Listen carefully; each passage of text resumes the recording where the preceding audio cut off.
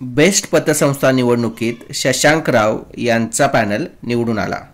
तो निवडून आल्यानंतर मुख्यमंत्री साहेबांनी लाडी आमचा आणि रावही आमचा अशा पद्धतीचं वक्तव्य केलं.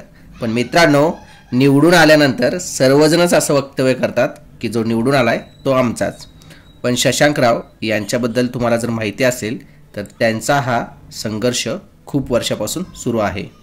काल मुंबईत एक मोठा राजकीय धक्का बसला. तो धक्का बसला उद्धव ठाकरे आणि राज ठाकरे या दोन्ही भावांना.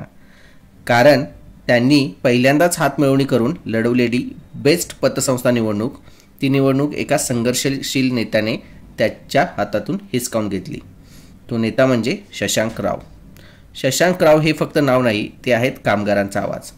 ऑटो रिक्षा संघटन असो, बेस्ट कामगार असोत किंवा छोटा मोठा कर्मचारी असो, त्यांच्या हक्कासाठी झगडणारा, संप उभारणारा, लढा देणारा असा नेता म्हणजे शशांकराव. 2019मध्ये जेव्हा मुंबई थांबली होती तेव्हा बेस्टचा 9 दिवसांचा संप झाला होता. त्या संपामागे उभा होता तो हा नेता. त्याने दाखवून दिलं कामगारांच्या घामाला न्याय मिळाला पाहिजे.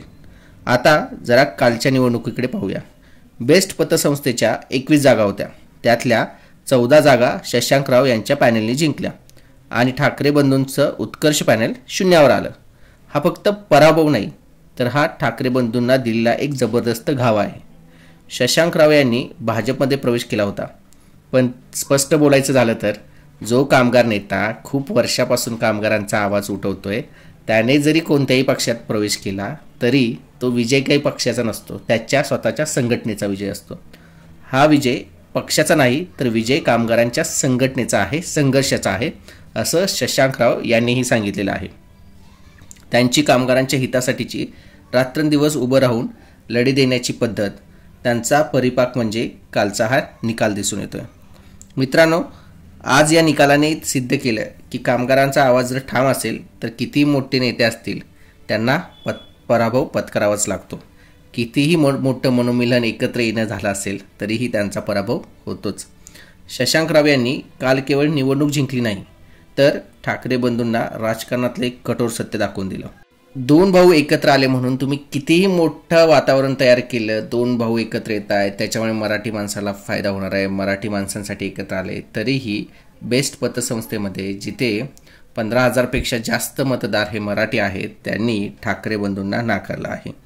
त्यावरून एक दिसून येतं की कामगारांसाठी काम केलं तर एकटाही नेता निवडून येतो. शशांकराव ज्या कामगार संघटनेचे अध्यक्ष आहेत, त्याची स्थापना झाली होती 1946 साली. त्याचे अध्यक्ष होते जॉर्ज फर्नांडिस, तर शरदराव सरचिटणीस होते. ती संघटना आम्ही कामगारांसाठीच काम करतो, राजकीय चाकरीसाठी नाही, या एका उद्देशाने चालत असते. मित्रांनो, यावरून काय दिसून येतं, ब्रँड कितीही असोत, कसेही असोत, पण लोकांचं, कामगारांचं हित जो जपणार आहे, त्यांच्या जवळ जाऊन त्यांच्यासाठी जो काम करणार आहे, त्यालाच कामगार साथ देतील.